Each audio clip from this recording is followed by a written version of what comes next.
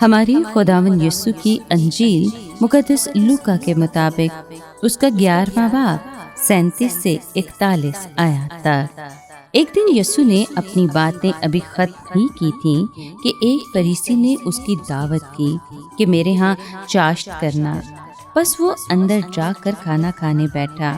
فریسی نے یہ دیکھ کر تعجب کیا کہ اس نے چاشت سے پہلے وضو نہیں کیا۔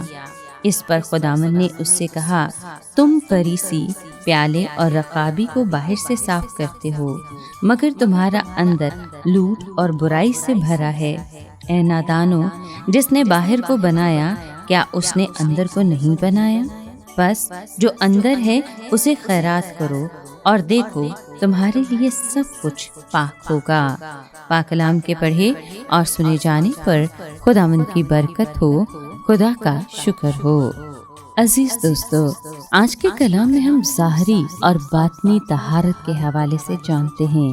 کسی فریسی نے یسوع کی دعوت کی۔ یسوع نے یہ دعوت قبول کر لی، مگر جب کھانا کھانے کا وقت آیا تو میزبان بہت معتجب ہوا کہ یسوع نے کھانے سے پہلے غسل نہیں کیا۔ یسوع نے اس کے خیالات پڑھ لیے اور ایسی ریاکاری اور ظاہر پرستی پر اسے خوب ملامت کی۔ اس نے اسے یاد دلایا کہ حقیقی اہمیت پیالے یا رقابی کی اندر کی صفائی کی ہے، نہ کہ بیرونی صفائی کی۔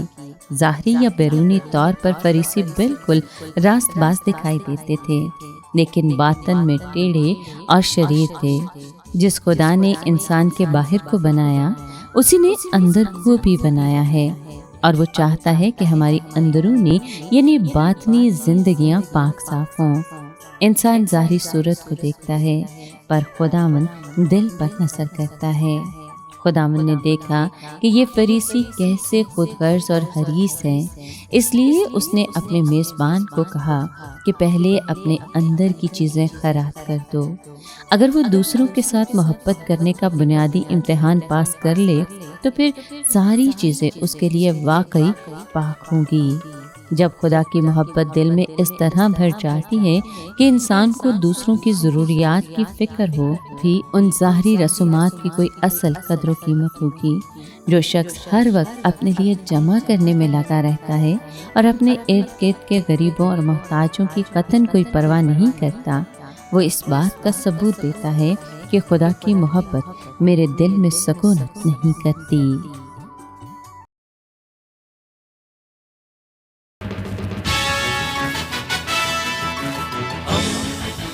دوستی کا پیمبر، ریڈیو ویریتاس ایشیا۔